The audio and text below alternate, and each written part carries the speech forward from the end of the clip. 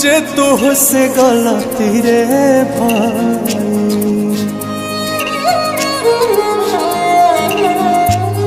एक तो समय आ गई तुझे तुझसे गलती रे भाई।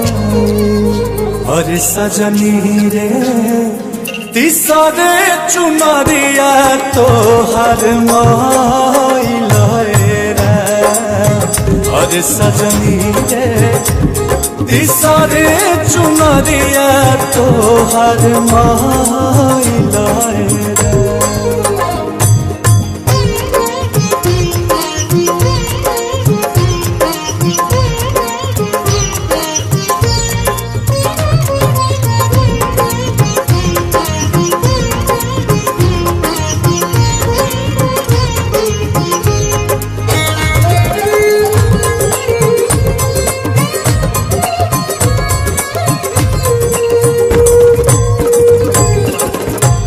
बचपन बितवलू तू तो खेल के नदानी में हमके भुलाई गईलू जोशला जवानी में।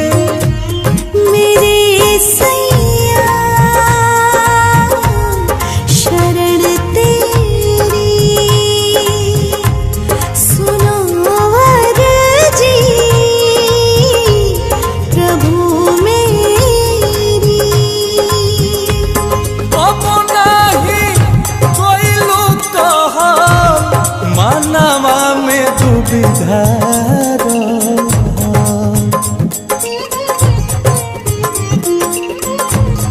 कब नहीं कोइलू कहा मानवा में दुविधा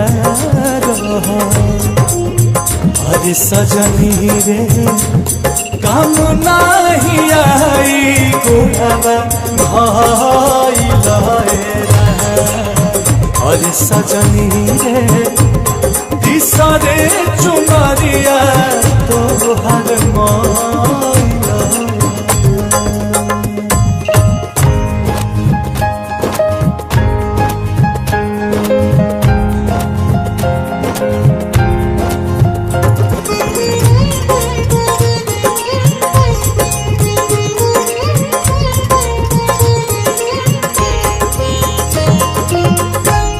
कुछ नहीं हो अब तो रोवाला से रानी बाप के गठरिया तोहार कहता कहानी। मेरे राजा रहम करना शरण अपनी मुझे रखना। लाख 84 तब फिर जाना महानी।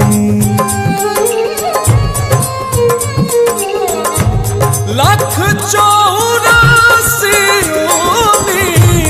तब फिर जाना महानी। अरे सजनी रे चली ना बहाना कमनो अरे सजनी रे तीसरे चुनरिया तो हर